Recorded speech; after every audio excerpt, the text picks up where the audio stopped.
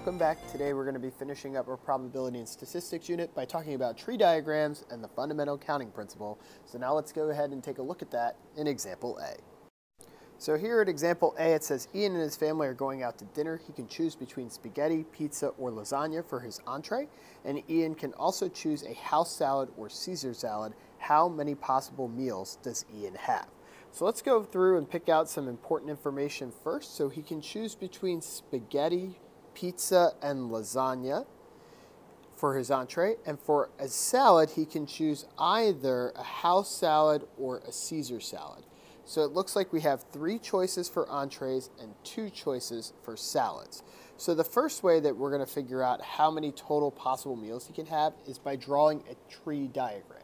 We'll start by drawing one type of tree diagram and then show another way to show a tree diagram. So the first choices we have are spaghetti, pizza, and lasagna. Notice I used the first letter to abbreviate. You could have written out all of those words, but I'm going to just abbreviate since they're all different letters.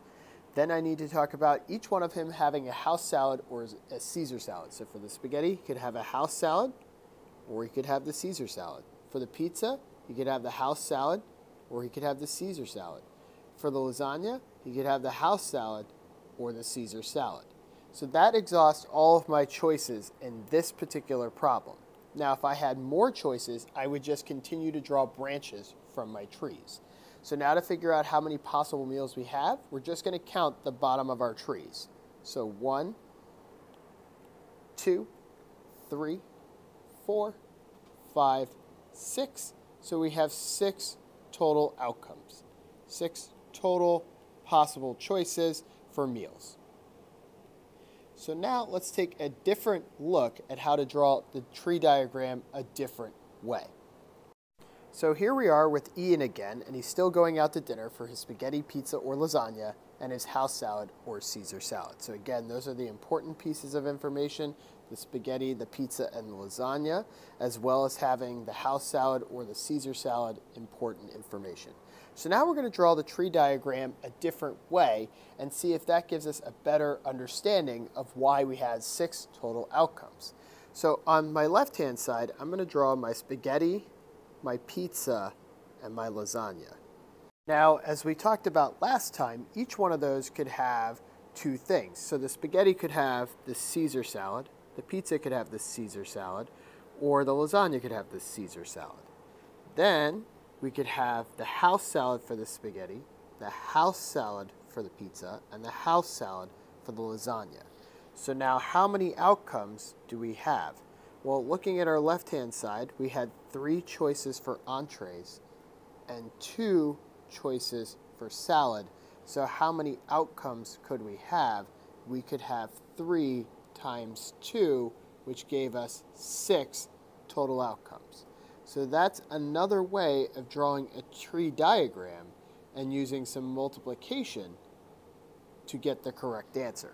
And again, we can count our 6 choices. 1, 2, 3, 4, 5, 6. So now let's take a look at an example with more than 6 total outcomes.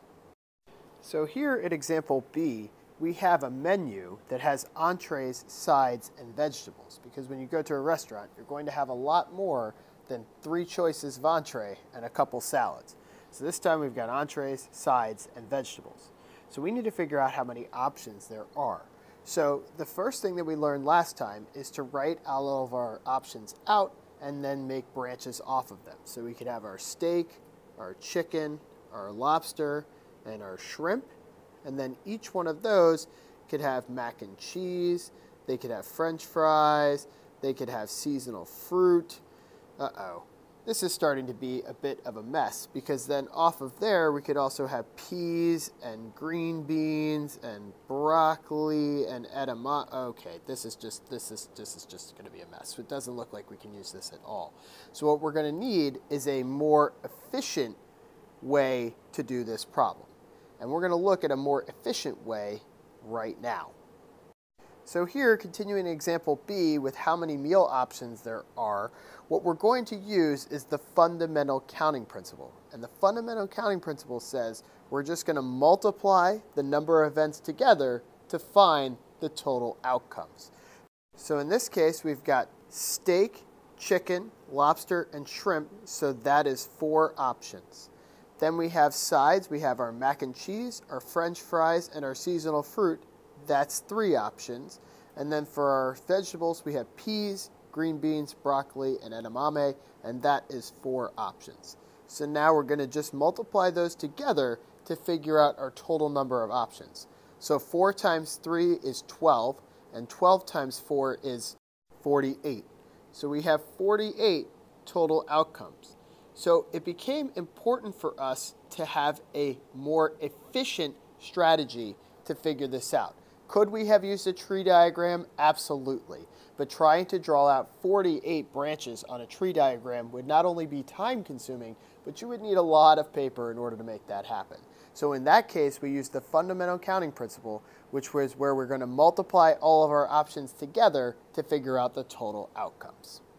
That brings us to the end of this video. So if you like this video, go ahead and throw us a thumbs up. If you love this video, go ahead and throw us a sub, and we will catch you in the next one.